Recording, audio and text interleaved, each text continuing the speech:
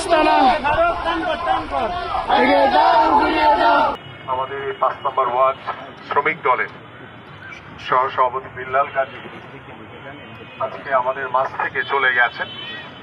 আমরা জানি যে তিনি মাদকের বিরুদ্ধে প্রতিবাদ করায় তাকে নৃশংসভাবে আওয়ামী লীগের কতিপয় সন্ত্রাসীরা এলো পাথারি কুপিয়ে তাকে হত্যা করেছে।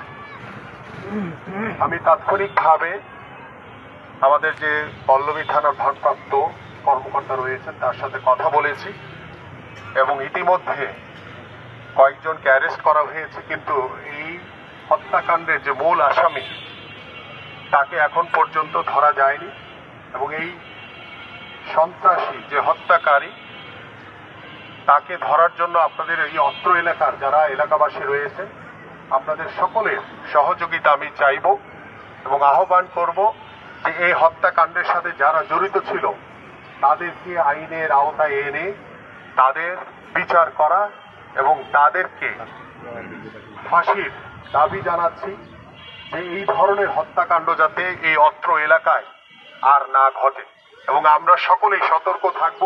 কারণ আপনারা জানেন যে আওয়ামী লীগের সন্ত্রাসীরা এই ফ্যাসিবাদী ষড়যন্ত্রকারীরা এখন পর্যন্ত বিভিন্ন এলাকায় আনাচে কানাচে ঘুরে বেড়াচ্ছে। তারা বিভিন্ন হয়রানি বিভিন্ন ষড়যন্ত্রের মাধ্যমে এলাকার ভিতরে একটি অস্থিতিশীল অবস্থা তৈরি করার চেষ্টা করছে। এই জন্য